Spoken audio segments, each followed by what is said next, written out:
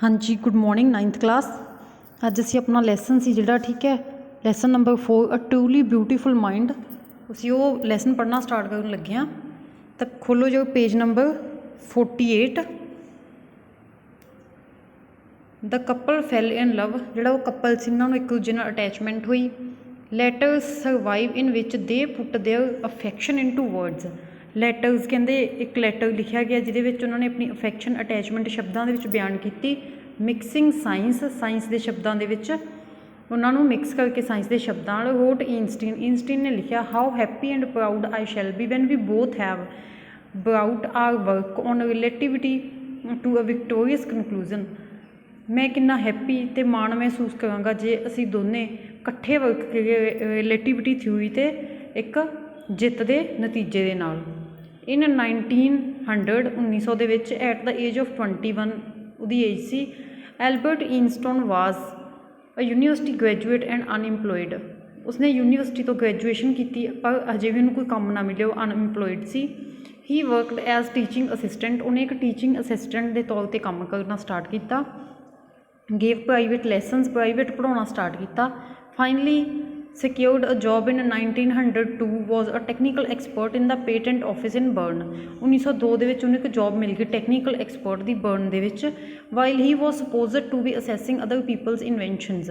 जदों दूजे लोगों दी जिहड़ियां इनवैंशनस होंदियां सी, उहदा की काम सी दूजे लोगों दी इनवैंशनस नूं दा लेखा जोखा रखना। ठीक है, उन्होंने की है एक मतलब आप कह दीए कि उन्होंने एक राइट देना कि हाँ थोड़ियां पब्लिश होणगियां जिहड़ियां इनवैंशनस है। Einstein was actually developing his own idea in secret. तो वह भी की है सीक्रेट के दूजे लोगों तो लुक के अपने आइडियाज़ डिवेलप कर लग्या।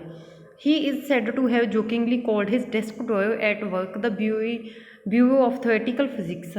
तो मजाक नाल ये कहना संभव होगा कि उसने भी की है एक थ्योरेटिकल फिजिक्स नाल रिलेटेड अपने काफ़ी डॉक्यूमेंट्स ड्रॉयर के रखे हुए सन। One of the famous papers of 1905 was Einstein special theory of relativity. एक स्पैशल पेपर आया 1905 के जिहदे ईनस्टीन ने अपनी एक थ्योरी रिलेटिविटी नाल संबंधित लिखी। According to which time and distance are not absolute. Time जिहदे अकॉर्डिंग जो टाइम है तो डिस्टेंस हुंदा है, ठीक है, वो अपने आप दे विच उन्हां नूं मेजर नहीं किया जा सकता। Indeed two perfectly accurate clocks will not continue to show the same time. मान लो कि दो क्लॉक है वो बिल्कुल सही टाइम दिखा रहे हैं, ठीक है, लगातार बिल्कुल एक्यूरेट टाइम दिखा रहे हैं।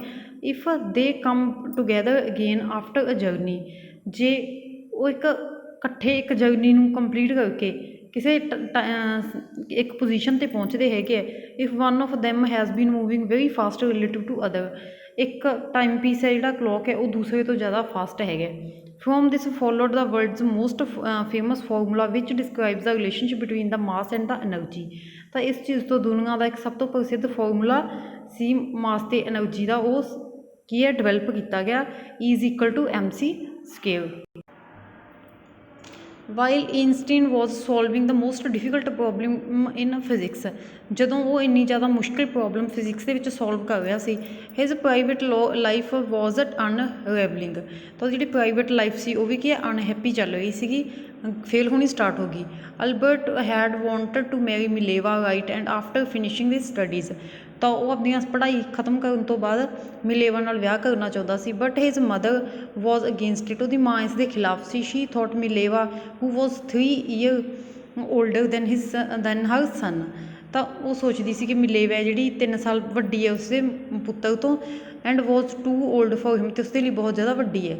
She was also bothered by Mileva's intelligence, तो वो मिलेवा की इंटैलीजेंसी तो भी बहुत ज़्यादा किसी चिंतित सी। She was is book like you, वो भी एक तेरी तरह किताब है।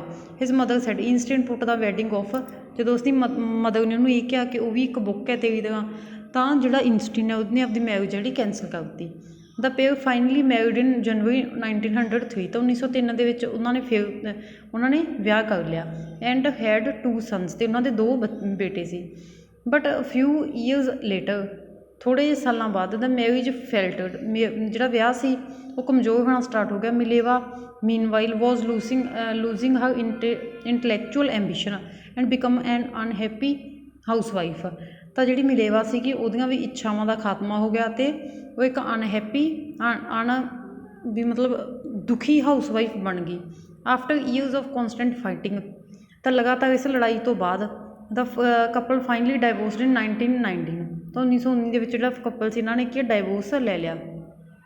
ਇਨਸਟੀਨ ਮੈਰਿਡ ਹਿਜ਼ ਕਜ਼ਨ ਐਲਸਾ ਦਾ ਸੇਮ ਈਅਰ, ਤਾਂ ਜਿਹੜਾ ਇਨਸਟੀਨ ਸੀ ਉਹਨੇ ਵੀ ਇੱਕ ਆਪਦੀ ਕਜ਼ਨ ਸੀ ਐਲਸਾ, ਉਹਦੇ ਨਾਲ ਵਿਆਹ ਕਰ ਲਿਆ।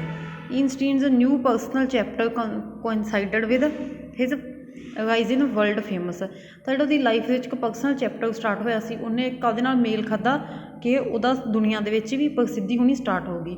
In 1950 he had published his general theory of relativity which provided a new interpretation of gravity, ਤਾਂ ਉਹਨੇ ਕੀ ਇੱਕ ਰਿਲੇਟਿਵਿਟੀ ਦੀ 1915 ਦੇ ਵਿੱਚ ਥਿਊਰੀ ਸੀਗੀ ਉਹ ਪਬਲਿਸ਼ ਕੀਤੀ ਜਿਹਨੇ ਕਿ ਇੰਟਰਪ੍ਰੀਟੇਸ਼ਨ ਗ੍ਰੈਵਿਟੀ ਨੂੰ ਇੱਕ ਨਵੀਂ ਸੇਧ ਦਿੱਤੀ। An eclipse of the sun in 1919 brought proof that it was accurate, ਤਾਂ ਇੱਕ ਸਬੂਤ ਮਿਲਿਆ ਠੀਕ ਹੈ 1919 ਦੇ ਵਿੱਚ ਜਿਸ ਤੋਂ ਇਹ ਪਤਾ ਲੱਗਦਾ ਕਿ ਥਿਊਰੀ ਬਿਲਕੁਲ accurate C. Einstein had correctly calculated in advance the extent to which the light from the fixed stars would be deflected through the sun's gravitational field, ਤਾਂ ਜਿਹੜਾ ਇਨਸਟੀਨ ਸੀ ਉਹਨੇ ਕਰੈਕਟਲੀ ਐਡਵਾਂਸ ਦੇ ਵਿੱਚ ਹੀ ਇਹ ਕੈਲਕੂਲੇਟ ਕਰ ਲਿਆ ਸੀ ਕਿ ਜਿਹੜਾ ਵੀ ਮਤਲਬ ਕੋਈ ਫਿਕਸ ਸਟਾਰ ਹੈ ਉਹਦੇ ਤੋਂ ਜੋ ਵੀ ਲਾਈਟ ਆਉਂਦੀ ਹੈਗੀ ਠੀਕ ਹੈ ਉਹਦੀ ਡਾਇਰੈਕਸ਼ਨ ਚੇਂਜ ਹੁੰਦੀ ਹੈਗੀ ਸਨ ਦੀ ਗ੍ਰੈਵੀਟੇਸ਼ਨਲ ਫੀਲਡ ਦੇ ਨਾਲ ਨਾਲ। The newspaper proclaimed his work as a scientific revolution, ਤਾਂ ਜਿਹੜਾ ਵੀ ਨਿਊਜ਼ਪੇਪਰ ਸੀ ਠੀਕ ਹੈ ਉਹਦੇ ਵਿੱਚ ਕੀ ਘੋਸ਼ਣਾ ਕੀਤੀ ਗਈ ਕਿ ਇਹ ਕੰਮ ਇੱਕ ਸਾਇੰਟੀਫਿਕ ਰਿਵੋਲੂਸ਼ਨ ਸੀਗਾ।